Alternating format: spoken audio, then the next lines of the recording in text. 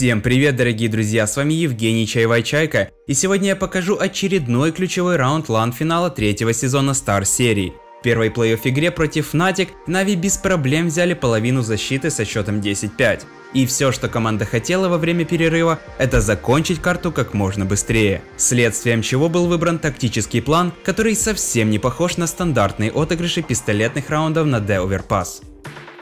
Нави весь старт одержали очень глубокие позиции, позволяя противнику занять все контрольные точки без боя. Только на минуте 20 они начали двигаться. Зачистив лонг, они продолжали стоять, ожидая ошибки врага в попытках сравнять численное преимущество. КТ съела наживку, забрав симпла, который пытался выцепить игрока на А, что стимулировало Олафа еще глубже давить спину. Этот мув был ожидаем для игроков атаки, и таким образом швед просто открыл путь на Б.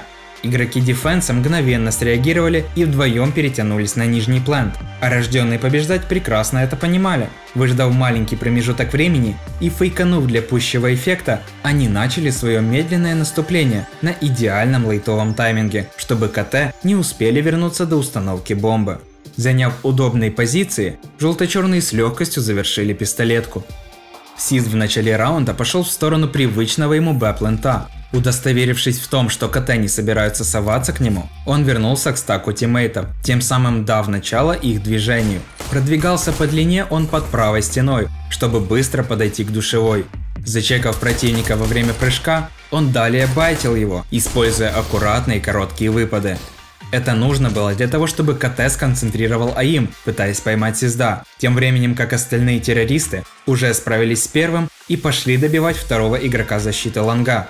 После Сизд в сейвовой позиции контролил поджим, а после смерти Люркера стянулся в коннектор и раскидал фейк Б-плента. Он положил смоук на балкон, дал флешку в точку, оставив при этом еще одну для выхода на А. После установки бомбы он мансил за бордюрами, и как только противник вышел на открытые позиции, Сизд вместе с командой задавили последнего. Simple вместе с Флейми на первом этапе раунда просто не показывали себя, попутно контроля яму и страхуя Гардиана. Далее он вышел на первый фронт длины и из-под дерева точным выстрелом в голову убил КТ под бустом. После чего он в соло пытался выцепить аплент, но, как говорится, один в поле не воин. Гардиан на старте контролил поджим с фонтана и длины.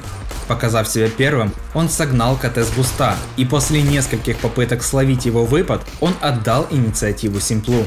Далее он по инфе Сизда вышел в душевую и забрал противника сочным выстрелом в голову. Подобрав трофейный юсп, он пытался прикрыть Симпла издали, но сделать ему это не удалось.